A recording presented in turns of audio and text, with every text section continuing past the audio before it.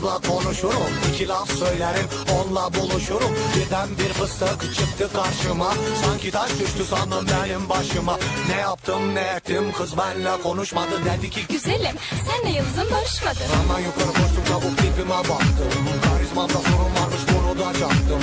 Alacağım bu kızı ben kafaya taktım. Onun için hemen kendime yeni bir imaj yaptım. Ay bu tip ne? Yoksa beğenmiyorsun? Of aman be çok sıkıyorsun. Of bu tavır ne? Hala ötüyorsun. Böyle söyleme yavrum beni bitiriyorsun. Yaranamadım yavrum yaranamadım. Ne yaptınsa bana dayanamadım. Kaldırdım göbeği bak hoppa.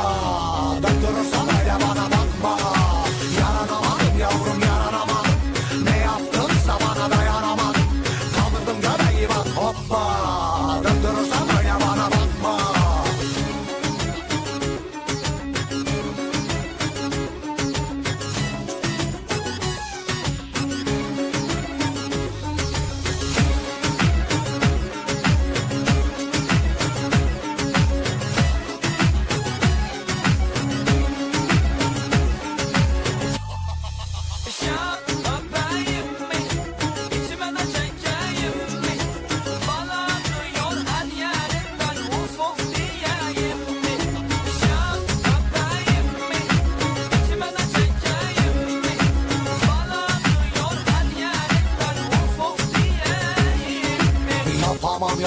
Yapamam ne gece ne gündüz yatamam.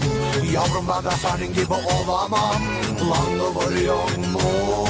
Bu kadar güzel kız bir arada bulunamaz. Atmosfer o biçim bu kadar olamaz. Babam bile gelse beni durduramaz. Harbi kıvırıyorum lan. Şikşak olayın farkına vardım. Kliklat anladım ama geç kaldım. Tik tak onu hafızama aldım. Bir bak olduğun yerde dona kaldım. Hip hop değil rakat konçal. Tip top oynayanlar o tesisat. Hop hop döktüren biri vardı. Stop stop.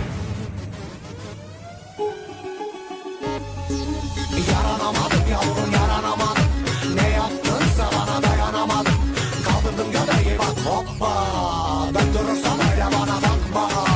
Yaranamadım yavrum yaranamadım. Ne yaptınsa bana dayanamadım. Kaldırdım göbeği bak hoppa.